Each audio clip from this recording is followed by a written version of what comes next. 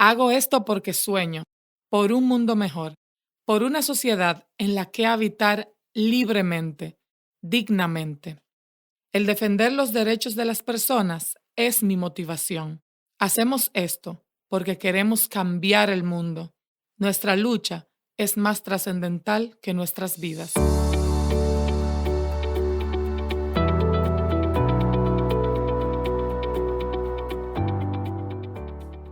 Te damos la bienvenida a Porque Sueño Podcast, un espacio dedicado a la defensa de los derechos, a la generación de ideas y a la exaltación de las personas capaces de quebrar lo establecido por convicción propia. Somos Michelle Ricardo y Lauristeli Peña Solano. En este episodio recibimos a la psicóloga Wendy Alba. Esperamos que te sientas en casa y que cada historia, cada dato y análisis aporte valor a tu vida y a tus sueños. Wendy es psicóloga en posgrado en psicología clínica y maestría en sexualidad humana de la Universidad Autónoma de Santo Domingo. Además, tiene una amplia trayectoria en acompañamiento e investigación de defensoras y defensores de derechos humanos. Bienvenida, Wendy. Bienvenida. Muchas gracias por tenerme aquí. Yo estoy feliz de poder ver este sueño realidad y de que sigamos soñando. Hablando de sueños, Wendy, nuestra pregunta obligada es, ¿tú por qué sueñas? Bueno, yo sueño porque yo soy incurable con el buen optimismo. Es decir, yo creo que podemos tener un mundo en el que se respete la diversidad, un mundo en que las relaciones se basen en el amor y en la fraternidad. Creo mucho en eso, así que sigo soñando y seguiré soñando con ello. Me encanta eso. Y Wendy, ya que estamos aquí, háblanos un poco de tu organización y el trabajo que realizan, especialmente con y para defensoras y defensores de derechos humanos. Bueno, somos una organización que trabaja salud mental desde un enfoque de derechos humanos. Nosotras entendemos que la salud mental tiene que ser abordada mediante enfoques interseccionales que integren esas articulaciones entre múltiples discriminaciones. Es decir, lo que nos pasa no nos pasa en la mente, sino que tiene que ver con todo lo que vivimos.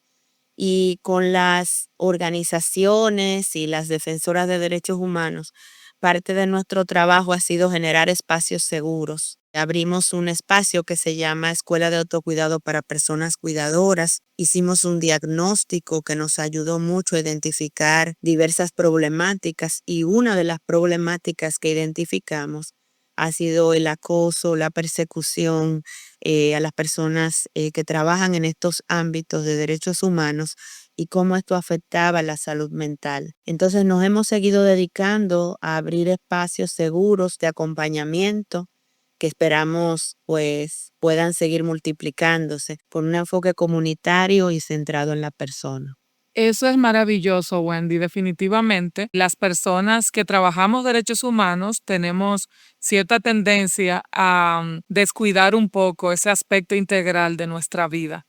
Entonces, es fabuloso que tu trabajo y tu organización existan. Gracias. Entonces, Wendy, me gustaría que ahora hablemos un poco sobre el impacto psicológico que tiene, no solo para defensoras y defensores de derechos humanos, sino para la sociedad en general, el incremento que podemos constatar en los discursos de odio, en la creciente ola de violencia. En el caso específico de algunas personas que defienden derechos, se manifiesta con persecución, violencia digital y amenazas constantes. Sabemos que eso afecta a las defensoras y a los defensores, pero ¿cómo el que eso le pase a defensoras y defensores afecta a la sociedad en general? Sí, pues lo primero es el tema de que producto de la desinformación, porque esto lo que genera realmente desinformación en la población, eso va a generar miedo y desconfianza. Es muy bien lo que ustedes acaban de decir, es decir, no solo hay miedo y desconfianza para las personas que hacemos este trabajo, sino también que se utiliza como maniobra la confusión en la población y va a reforzar creencias negativas que a su vez aumentan el rechazo a las personas que son señaladas. Es decir, es una manipulación y sabemos el impacto que tiene el hecho de que tú manejes informaciones que no están basadas en la verdad y que además se centran en dañar a otras personas. Entonces, de alguna manera, también genera desconfianza, miedo, incluso pensar en si esto me llegara a pasar también a mí, confusión también en el tema del uso de redes u otros espacios, qué tan seguros y seguras estamos. Así que yo pienso que producto de esta malinformación y también de la manipulación como tal, pues nos vemos afectados de múltiples formas, especialmente a nivel emocional y todo lo que respecta a la seguridad en las personas. Sí, tú sabes, Wendy, que con relación a todas estas amenazas y acoso y esta persecución que sufrimos las defensoras y defensores de derechos, muchas veces nos vemos tan desprotegidos o esto nos ocurre en situación, nos llega como una avalancha que no sabemos qué hacer.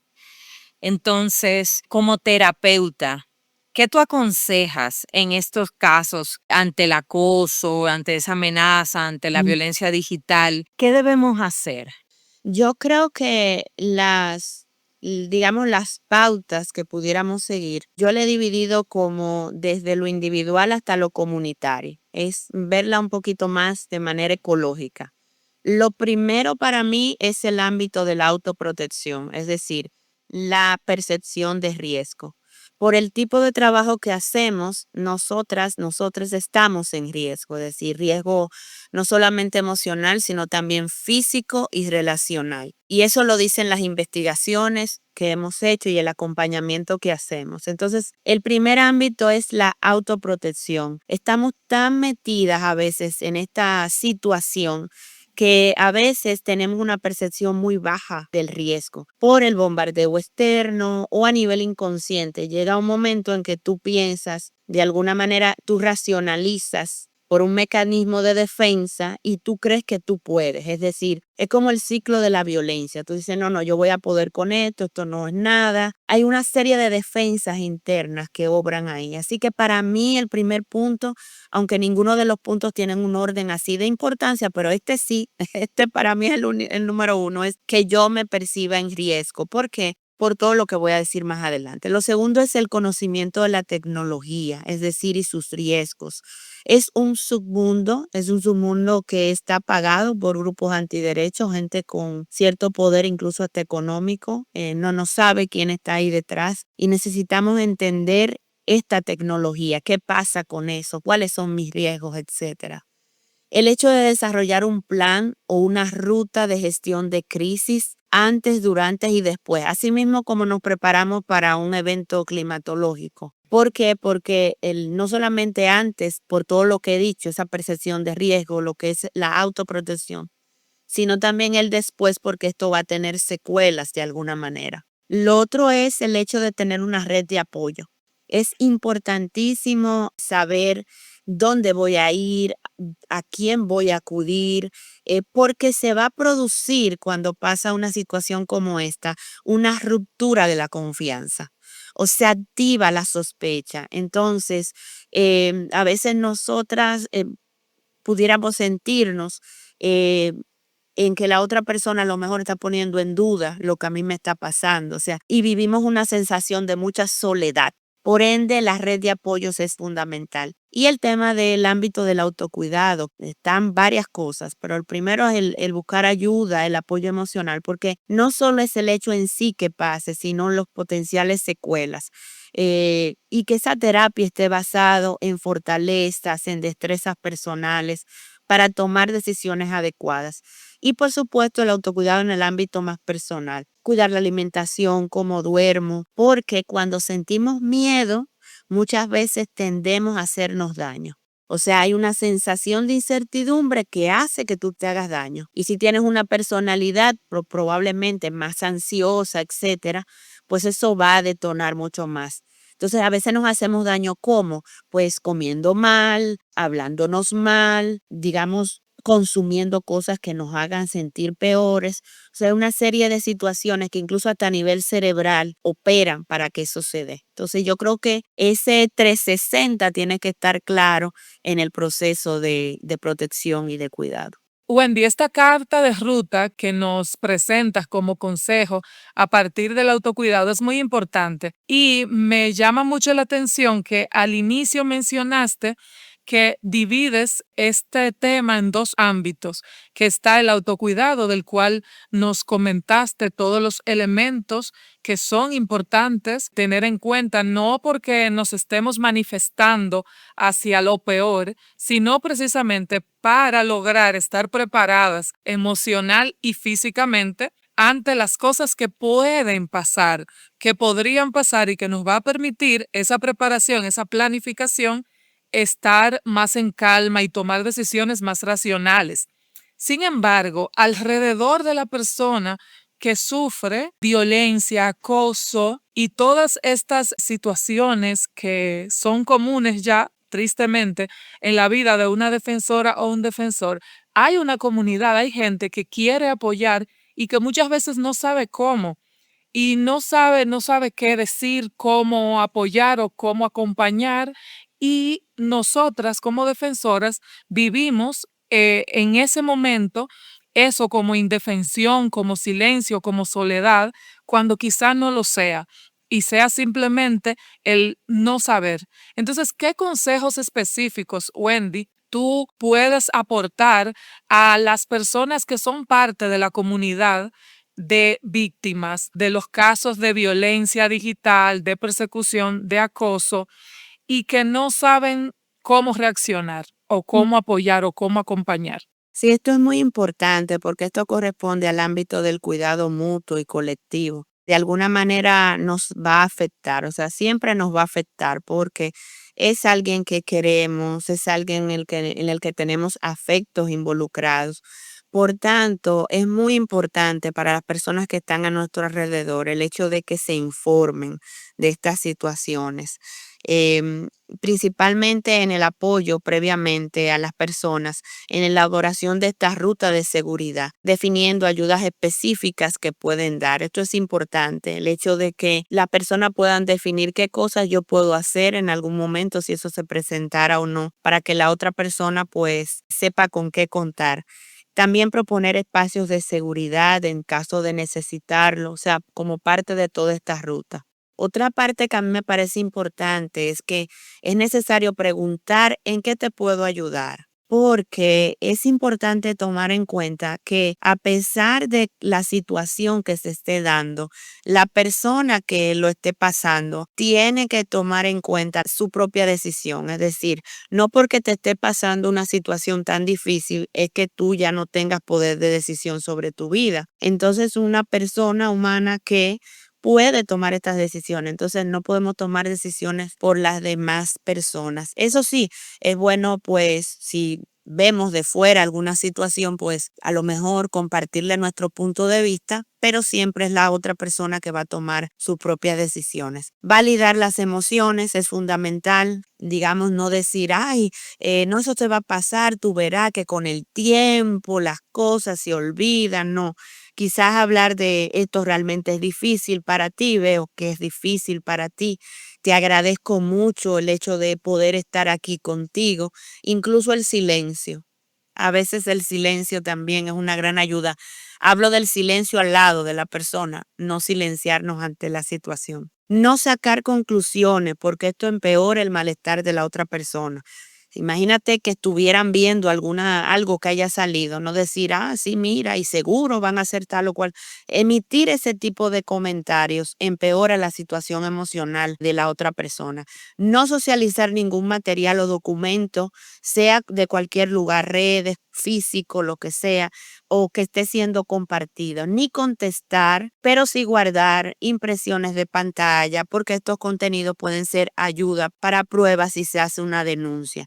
Sí, yo creo que eso es fundamental, el hecho de que entendamos que la persona que está enfrente sigue siendo una persona que puede tomar decisiones y que nuestro rol es acompañar nada más, respetando estos límites. Y tratar siempre de tener de frente de que todas las personas merecemos respeto, no importa si es frente de ti o a través de la vida virtual, merecemos respeto. Y eso creo que debe ser un trazador importante en el momento de hacer ese acompañamiento. Wendy, ya que estamos concluyendo, te quiero hacer una última pregunta. Ya tú lo mencionaste que cuando esto pasa, a veces queda esa secuela en la salud mental, pues, de las víctimas. Entonces, ¿dónde se busca ayuda en ese caso para continuar el autocuidado y el mejorarnos después de estos sucesos de violencia? Mira, hay diferentes tipos de ayuda. No siempre tenemos que ir a terapia, aunque es bueno, porque el hecho de tú tener una red de apoyo que realmente funcione puede ser un buen espacio para contenerte, incluyendo redes de apoyo, no solamente amistades, familiares, incluso personas profesionales igual. Está también el apoyo emocional formal. En este caso, yo siempre recomiendo que sea una persona sensible al área incluso de tu propio trabajo y que esté orientada al tema de trauma. O sea, que sea una persona con capacidad, cierta capacidad para poder trabajar este tipo de situaciones.